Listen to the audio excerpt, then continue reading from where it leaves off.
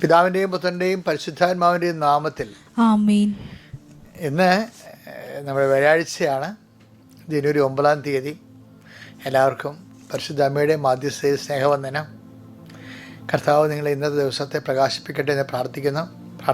അമ്മേ പരിശുദ്ധ അമ്മേ, അമ്മേ പരിശുദ്ധമ്മേ, ദൈവമാതാവേ, ദൈവമാതാവേ, അന്ന് അങ്ങ് കൃപാസനത്തിൽ പ്രത്യക്ഷപ്പെട്ട് വരാൻ പോകുന്ന മഹാദുരന്തത്തിൽ നിന്ന് രക്ഷപ്പെടാനും എല്ലാവർക്കും വേണ്ടി പ്രാർത്ഥിക്കുവാനും ആവശ്യപ്പെട്ടിട്ട് 20 വർഷം കഴിഞ്ഞ ഈ വേളയിൽ കൃപാസനത്തിലൂടെ ഞങ്ങൾക്കും ഈ ദേശത്തിനും അമ്മ മധ്യസ്ഥം തേടി തന്ന എല്ലാ അനുഗ്രഹങ്ങൾക്കും കൃപകൾക്കും ഞങ്ങളിപ്പോൾ ഹൃദയം നിറഞ്ഞ നന്ദി പറയുന്നു.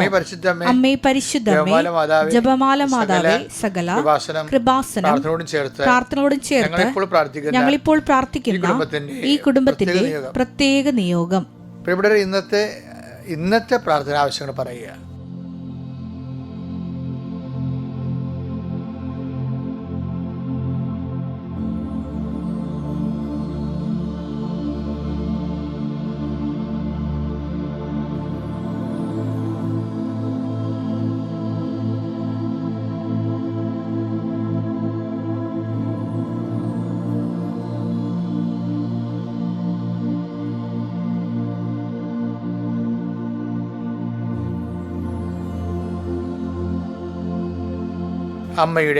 അമ്മയുടെ പ്രത്യക്ഷീകരണത്തിന്റെ ഈ ദ്വാദശക വേളയിൽ ഞങ്ങൾക്ക് സാധിച്ചു തരുവാൻ കനിയണമേ.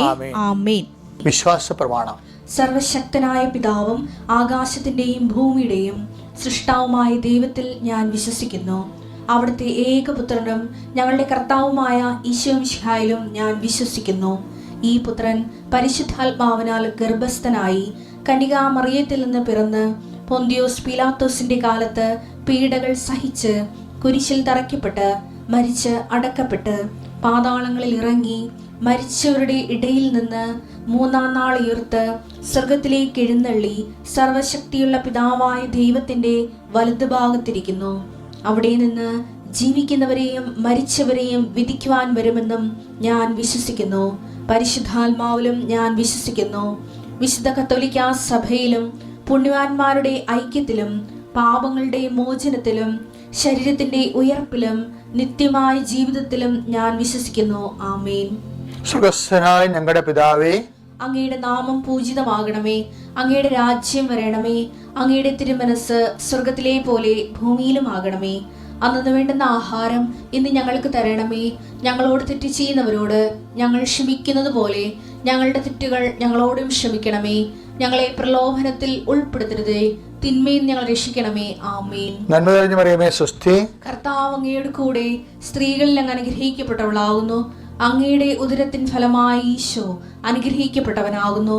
പരിശുദ്ധ മറിയമേ, തമ്പുരാന്റെ അമ്മേ, പാപികളായ ഞങ്ങൾക്ക് വേണ്ടി ഇപ്പോഴും ഞങ്ങളുടെ മരണസമയത്തും തമ്പുരാനോട് അപേക്ഷിക്കണമേ. ആമേൻ. നമുക്ക് അനുദിന അനുഗ്രഹ പ്രാർത്ഥനയ്ക്ക് പോവാം. കർത്താവേ, ഈ ഒരു പ്രാർത്ഥനാ സംവിധാനം തന്നതിന് നന്ദി പറയുന്നു. ഈശോയെ, അങ്ങയുടെ മക്കളെ ഈ പ്രഭാതത്തിൽ അങ്ങയുടെ നാമം വിളിച്ച് അപേക്ഷിക്കുന്നു. അങ്ങ് ഉത്തരം നൽകണമെന്ന് പ്രാർത്ഥിക്കുന്നു. ദൈവത്തിൻ്റെ ശക്തി നിങ്ങളെയൊക്കെ ആവശ്യിക്കട്ടെ. എൻ്റെ കർത്താവിൻ്റെ ഉന്നതമായ നാമത്തിൽ പ്രാർത്ഥിക്കുന്നു. സഭയുടെ അധികാരത്തിൽ പ്രാർത്ഥിക്കുന്നു. കുരിശിൻ്റെ അടയാളത്തിൽ പ്രാർത്ഥിക്കുന്നു. ഇന്ന് അങ്ങയുടെ മക്കൾ പോകുന്ന എല്ലാ ഇടങ്ങളെയും നീ ആശീർവദിക്കണമേ. കർത്താവെ, തിന്മയുടെ ശക്തികളെ ഞങ്ങളെ വശംവദാക്കാതിരിക്കട്ടെ എന്ന് പ്രാർത്ഥിക്കുന്നു. കർത്താവെ, അന്ന് അങ്ങയുടെ മക്കളുടെ മനസ്സിലെ ഉദ്യമങ്ങളെ, ലക്ഷ്യങ്ങളെ, ചിന്തകളെ, പദ്ധതികളെ എല്ലാം പ്രഭാതത്തിൽ അങ്ങയുടെ പൊൻകൈകൾ സമർപ്പിച്ച് പ്രാർത്ഥിക്കുന്നു.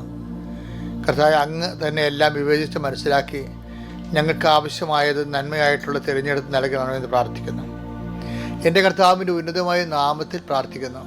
സഭയുടെ അധികാരത്തിൽ പ്രാർത്ഥിക്കുന്നു. കർത്താവെ, കടകമ്പോളങ്ങൾ നടത്തുന്നവരെ ആശീർവദിച്ച് പ്രാർത്ഥിക്കുന്നു. അവരുടെ കടങ്ങൾ പരിഹരിക്കാനും അവർക്ക് ഉയർച്ച ഉണ്ടാകുന്നതിന് വേണ്ടി പ്രാർത്ഥിക്കുന്നു. കർത്താവെ, വിവാഹം ഒത്തുവരാത്തവരും മക്കളില്ലാത്തവർക്ക് വേണ്ടി പ്രാർത്ഥിക്കുന്നു. കർത്താവെ, അതിനുവേണ്ടി മരുന്ന് കഴിക്കുന്നവരെ കുറിച്ച് പ്രാർത്ഥിക്കുന്നു. അവരുടെ വിവാഹം ആലോചനയ്ക്ക് വേണ്ടി പോകുന്നവരെ ആരൊക്കെയാണ് പോകുന്ന കർത്താവ് അവരെല്ലാം സമർപ്പിച്ച് പ്രാർത്ഥിക്കുന്നു. അവരുടെ ചിന്തകൾ, തമ്മിലുള്ള സംസാരങ്ങൾ, കരാറുകൾ എല്ലാം കർത്താവെ, അവിടെ ചുറ്റുവട്ടമുണ്ടാകുന്ന ചർച്ചവട്ടങ്ങൾ സമർപ്പിച്ച് പ്രാർത്ഥിക്കുന്നു. കർത്താവെ, മക്കൾ കടന്നു പോകുന്ന വഴികളെ, സ്ഥാപനങ്ങളെ സംബന്ധിച്ച് പ്രാർത്ഥിക്കുന്നു, കോടതികളെ സംബന്ധിച്ച് പ്രാർത്ഥിക്കുന്നു, വക്കീൽമാരെ സംബന്ധിച്ച് പ്രാർത്ഥിക്കുന്നു, വക്കീൽമാരോട് ഇടപെടുന്നവരെ സംബന്ധിച്ച് പ്രാർത്ഥിക്കുന്നു, എടുക്കുന്ന തീരുമാനങ്ങളെ സംബന്ധിച്ച് പ്രാർത്ഥിക്കുന്നു. ദൈവത്തിൻ്റെ കണ്ണുകളിലേക്ക് ആവശ്യിക്കട്ടെ. മക്കൾ, സ്കൂള്, വിദ്യാഭ്യാസം, ജോലി, താമസം, പഠനം, പരീക്ഷ, എങ്ങനെയുള്ള എല്ലാ സബ്ജക്റ്റുകളെ സംബന്ധിച്ച് പ്രാർത്ഥിക്കുന്നു. കർത്താവ്, പ്രായമുള്ള മക്കളെ, പ്രായമുള്ള മാതാപിതാക്കന്മാരെ, അവരുടെ ജീവിതാവസ്ഥകൾ കർത്താവെ സംബന്ധിച്ച് പ്രാർത്ഥിക്കുന്നു. അവർ അർഹിക്കാത്ത തിന്മകൾ ജീവിതത്തിൽ അനുഭവിച്ച് സങ്കടപ്പെടുന്നവരെ ഞെരുക്കങ്ങളിൽ നിന്ന് മോചിക്കുന്നതിന് വേണ്ടി പ്രാർത്ഥിക്കുന്നു. ദൈവത്തിൻ്റെ കരുണ നിങ്ങളിലേക്ക് ആവശ്യിക്കട്ടെ. കർത്താവെ, എല്ലാ തരത്തിലും പള്ളിയിൽ നിന്ന് അകന്നു പോയവർ, ദേവാലയത്തിൽ നിന്ന് അകന്നു പോയവർ, തിരുക്കുടുംബ കർത്താവെ, കുടുംബജീവിതത്തിൽ ആധ്യാത്മികതയിൽ നിന്ന് അകന്നു പോയവർ എല്ലാവരെയും സംബന്ധിച്ച് പ്രാർത്ഥിക്കുന്നു.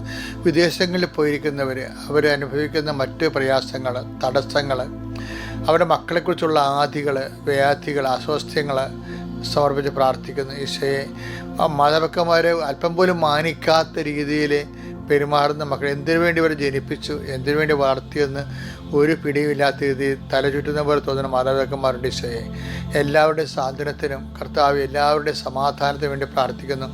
എൻ്റെ കർത്താവിൻ്റെ ഉന്നതമായ നാമത്തിൽ ജോലിയില്ലാത്തവർക്ക് വേണ്ടി പ്രാർത്ഥിക്കുന്നു. ജോലിയുള്ളവർക്ക് കർത്താവ് ആവശ്യമായ ശമ്പളം കിട്ടാത്തവർക്ക് വേണ്ടി പ്രാർത്ഥിക്കുന്നു. സാമ്പത്തിക ബാധ്യതകളും സാമ്പത്തിക നടപടികളിലിരിക്കുന്നവർക്ക് വേണ്ടി പ്രാർത്ഥിക്കുന്നു. എൻ്റെ കർത്താവിൻ്റെ ഉന്നതമായ നാമത്തിൽ സഭയുടെ അധികാരത്തിൽ കുരിശിൻ്റെ അടയാളത്തിൽ കർത്താവ് ഭവനരഹിതർക്ക് വേണ്ടി പ്രാർത്ഥിക്കുന്നു. കർത്താവ് ഭവനവും സ്ഥലവും ഇല്ലാത്തവർക്ക് വേണ്ടി പ്രാർത്ഥിക്കുന്നു. വാടക താമസിച്ചിട്ട് ഇറങ്ങാൻ പറഞ്ഞിട്ട് വാടക കൊടുക്കാൻ പോലും പണമില്ലാതെ ഒറ്റയ്ക്കും പാട്ടത്തിന് വേണ്ടി താമസിക്കുന്നവർക്ക് വേണ്ടി പ്രാർത്ഥിക്കുന്നു.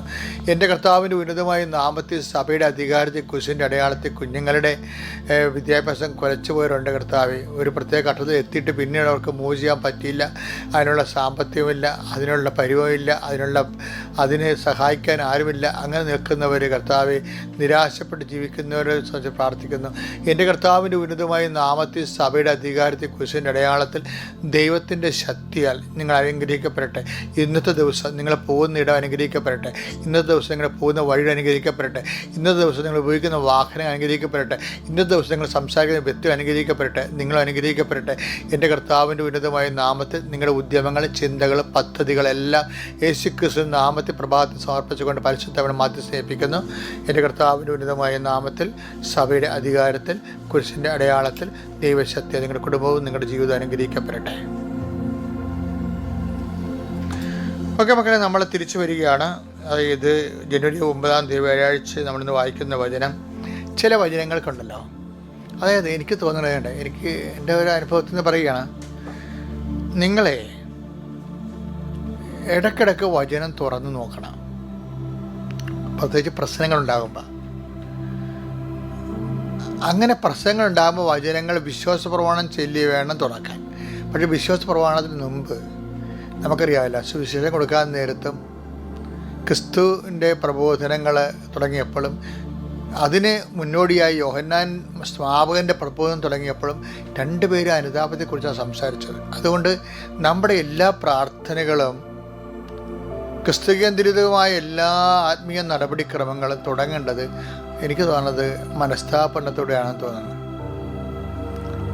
മനസ്താപരണം ചൊല്ലിയിട്ട് വേണം പിന്നെ അടുത്ത് എന്ത് ചെയ്യണം, വിശ്വാസ പ്രമാണം ചെല്ലണം.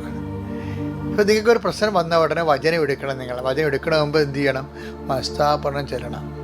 ആ മനസ്താപരണം ഒരു DTP ചെയ്തിട്ട് നിങ്ങളുടെ കാണുന്ന സ്ഥലത്ത് ഒട്ടിച്ച് വെക്കണം. നിങ്ങൾക്ക് സ്വകാര്യമായി കാണുന്ന നിങ്ങളുടെ പഠന മുറിയിലോ അല്ലെങ്കിൽ പ്രാർത്ഥനാ സ്ഥലത്ത് ഒട്ടിച്ച് വെക്കണം. എന്നിട്ട് എൻ്റെ ദൈവമേ, ഏറ്റവും നല്ലവനും എല്ലാത്തിനും വലിയ സ്നേഹിക്കപ്പെട്ട യോഗ്യനുമായ അങ്ങയ്ക്കെതിരായി പാപം ചെയ്തവനാണ്. ചിലപ്പോൾ പാപമൊന്നും ഉണ്ടാകത്തില്ല, പക്ഷെ ഉണ്ടായില്ലെങ്കിൽ നമുക്കറിയത്തില്ലല്ല. നമ്മുടെ ചിന്തകൾ കൊണ്ടൊക്കെ ചിലപ്പോൾ ഏതെല്ലാം മേഖലയിൽ പോകണമെന്ന് അറിയത്തില്ലല്ലോ. അതുകൊണ്ട് നമ്മൾ മുൻകൂർ കർത്താവിൻ്റെ തിരുസന്നിധിയിൽ ഈ മനസ്താപരണം ചൊല്ലിക്കഴിഞ്ഞാണല്ലോ നമ്മളൊരു സെറ്റായി ശരിക്കും. പിന്നെ അങ്ങോട്ട് വിശ്വാസം പ്രഖ്യാപിച്ചാൽ മതി. എന്നിട്ട് വേണം ഈ സ്വർഗസ്ഥനായ എന്ന് പറഞ്ഞവർക്ക് ചെല്ലാൻ. അതെല്ലാം നമുക്ക് ഭയങ്കര വരദാനങ്ങളുടെ പ്രാർത്ഥനകളാണ്. പക്ഷേ വരദാനങ്ങളുടെ പ്രാർത്ഥന അനുഭവിക്കാൻ യോഗ്യത വേണ്ടേ? പക്ഷെ ഇതിനെല്ലാത്തിനേക്കാളും വലുതാണ് ഇതെല്ലാം ചെയ്തിട്ട് വചനം എടുത്ത് നോക്കണം. എല്ലാ ദിവസവും വചനത്തിലൂടെ ദൈവം നമ്മോട് സംസാരിക്കും. പക്ഷെ ഒരു കണ്ടീഷൻ മാത്രമേ ഉള്ളതിന്. എന്താണെന്നറിയാവോ? വചനം തരണ വചനം വിശ്വസിക്കുന്നു, പാലിക്കുന്നുവെന്ന് ദൈവത്തിന് ഉറപ്പ് കൊടുക്കണം. പല അണ്ണന്മാരും തത്തയെ കൊണ്ട് ചീട്ടടിപ്പിക്കണ പോലെ കാക്കാലിനെ പോലെ വചനം എടുത്ത് വചനപ്പെട്ടിനൊക്കെ എടുത്ത് നോക്കാറുണ്ട്. എന്നിട്ട് ഇങ്ങനെ നോക്കി ഇടിച്ചിട്ട് അങ്ങോട്ട് വെക്കും. അതായത് അങ്ങനെയുള്ളവർ എടുക്കാൻ പോരുത്, ദൈവത്തെ പരീക്ഷിക്കാൻ പോകരുത്. മറിച്ച് സമ്പൂർണ്ണ ബൈബിളാണ് എടുക്കേണ്ടത്. എടുത്തിട്ട് സമ്പൂർണ്ണ ബൈബിൾ വരുത്തിയിട്ട് വായിക്കണം. വായിക്കുമ്പോൾ വായിക്കുന്ന വചനം വിശ്വസിക്കണം. ഈ മാതാവിൻ്റെ ഏറ്റവും വലിയ വിജയം എന്താ നിങ്ങൾക്കറിയാവോ?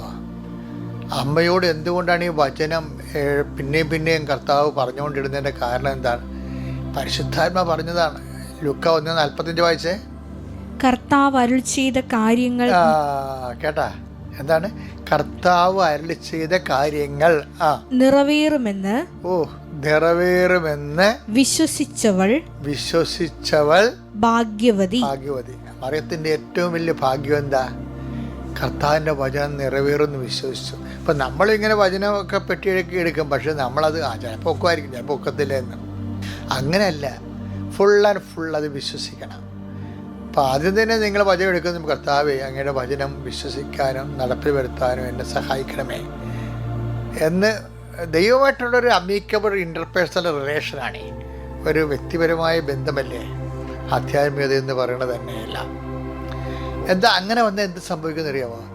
പെട്ടെന്ന് നമ്മൾ വചനം പാലിക്കുമെന്നും മറിയത്തെപ്പോലെ ദൈവത്തിന് മനസ്സിലായി കഴിഞ്ഞാൽ പിന്നെ വചനത്തിലൂടെ നമ്മളോട് സംസാരിക്കും. ഇപ്പം എനിക്കൊരു പ്രശ്നം ഉണ്ടായി. അത് ഞാൻ കാനഡയിലേക്ക് പോകുമ്പോൾ എനിക്ക് കാനഡയിൽ നിന്ന് വിസ കിട്ടി. പക്ഷേ എൻ്റെ കൂടെ വരേണ്ട വിജയകുമാറിന് വിസ കിട്ടിയില്ല. അപ്പോൾ പോകേണ്ട അവസാന ആഴ്ച വന്നു.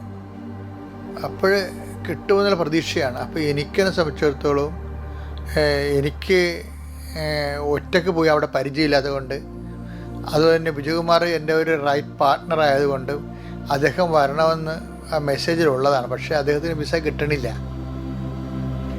അപ്പോൾ അതുകൊണ്ട് ഞാൻ പോകണ്ടേ,